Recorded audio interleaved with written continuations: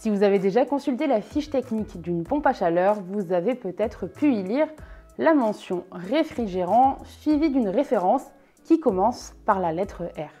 En fait, il s'agit du type de fluide réfrigérant utilisé par l'appareil et c'est un élément super important. Je vous explique ça dans cette vidéo. Je suis Lola de Nouvel Air Énergie et mon objectif, c'est de vous conseiller pour que vous puissiez faire un maximum d'économies sur votre facture de chauffage. On commence tout de suite, c'est parti! Comme d'habitude, on commence par la base des bases. Le fluide réfrigérant est utilisé dans les machines de production de chaud ou de froid, comme par exemple votre réfrigérateur. Mais c'est aussi ce fluide qui est utilisé par votre pompe à chaleur RO. Il est capable d'absorber puis de restituer la chaleur en changeant d'état, passant du liquide au gazeux.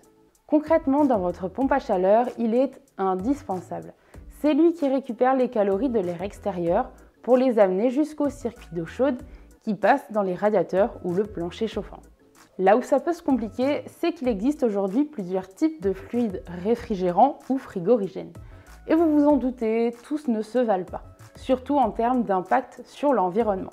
Je fais le tour de leurs caractéristiques avec vous. On commence par le R410A, qui est très utilisé dans la rénovation énergétique. Ce fluide est amené à disparaître car il est polluant et peu performant. Il doit laisser place à son successeur, le R32, que je vais aborder un peu plus tard. Les fluides R134A et R513A sont aujourd'hui peu utilisés sur les pompes à chaleur. En revanche, on peut encore retrouver ces fluides sur des chauffe-eau thermodynamiques. Eux aussi sont polluants et peu performants. Le R32 est le petit nouveau de la famille des fluides et il devient très populaire. On le considère comme la référence sur le marché de la pompe à chaleur. Il prend la suite du R410A et devrait équiper environ 70% des machines nouvelle génération. Ce fluide est moyennement polluant et possède des performances correctes. Je finis ce petit tour d'horizon par le R290 qui est sans aucun doute le meilleur. Ce fluide est le plus propre et le plus performant qui existe. Les pompes à chaleur qui possèdent ce fluide ont des COP bien plus élevés que les autres. Quel que soit le fluide utilisé par votre pompe à chaleur, il faudra prendre un certain nombre de précautions avec lui.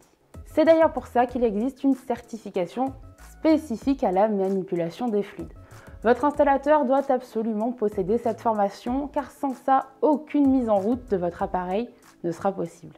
Pour faire appel à un installateur avec toutes les qualifications nécessaires, prenez contact avec Nouvel Air Énergie.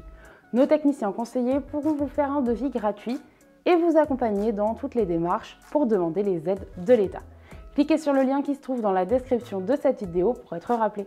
C'est aussi en grande partie par rapport au fluide frigorigène que l'entretien de votre pompe à chaleur doit être fait régulièrement.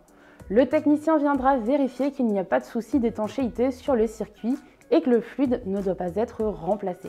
Comme les fluides réfrigérants ont un impact sur l'environnement, leur recyclage ne doit pas être pris à la légère.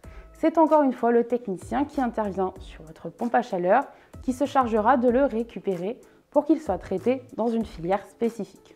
Je vous ai donné les infos principales à savoir sur les différents types de fluides frigorigènes. Avec ça, vous devriez avoir quelques clés pour choisir la meilleure pompe à chaleur.